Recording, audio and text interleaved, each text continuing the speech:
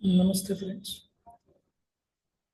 एक बार Scotland Scotland जैसे area में मिस्टर क्लार्क नाम का एक किसान था जो अपनी वाइफ और 4 बच्चों के साथ वहाँ पे रहता था। उनके लाइफ का एक बड़ा सपना था कि मैं अपनी फैमिली को एक लग्जरी डेस्टिनेशन के थ्रू लेके जाऊँ। तो उस चीज़ के लिए उसने बहुत सारा पैसा भी जमा करके रखा था, अपनी लाइफ की सेविंग्स।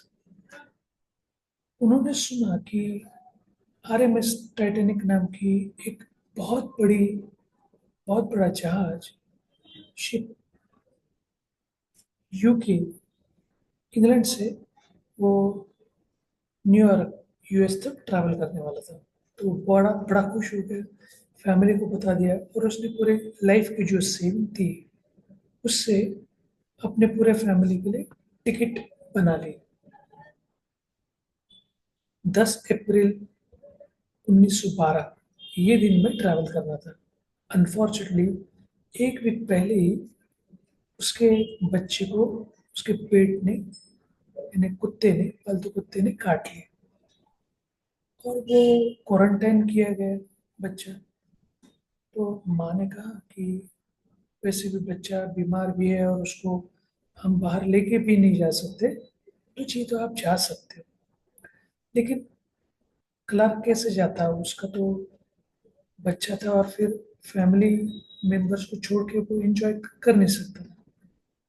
लेकिन फिर भी मन ही मन में वो बड़ा दुखी भी था। एक तो उसका सपना था, दूसरा पूरी लाइफ की कमाई उसमें उसने इन्वेस्ट की थी जो उसको रिटर्न नहीं मिले थे क्योंकि टिकट्स नॉन रिफंडेबल थे।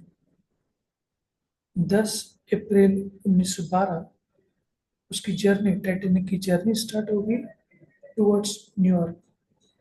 और वो देखने के लिए वो पूरे फैमिली के साथ वहाँ पे गया, देखा उसने। लेकिन अंदर ही अंदर वो बड़ा बड़ा दुखी था। जैसे वो घर पे चला गया, वो उसके बाद में अपने कुत्ते के ऊपर बहुत चिल्लाने लगा, उसको बहुत अनाप शनाप कहने लगा था कि तुम्हारी वजह से मैं, मेरा ये सपना सपना ही रह गया, मेरी पूरी लाइफ की कमाई उसमें चली गई, बहुत सारी चीज। 4 दिन बाद में 14 अप्रैल 1912 न्यूज आ गई कि ग्रेट टाइटैनिक, जो एक जमाने में सबसे बहुत बड़ा जहाज और कभी ये डूब भी नहीं सकता ऐसी उसके बारे में कहा जाता था, वो जहाज डूब गया।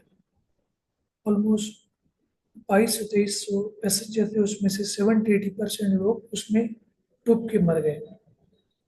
ये सुन के वो वापस अपने घर पे चला गया और अपने कुत्ते को बहुत थैंक यू कहने लगा।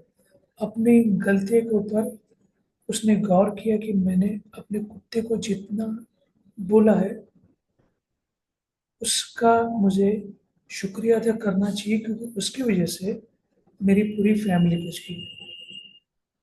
मॉरल ऑफ द स्टोरी, ये कहानी की यही है कि लाइफ में कई कई बार हमारे साथ या हमारे फैमिली के साथ कई कई बार कुछ बुरा हुआ है ऐसे हमें लगता है, लेकिन हमें ये पता नहीं होता है कि यूनिवर्स का या गॉड का प्लान कुछ अलग हो सकता है।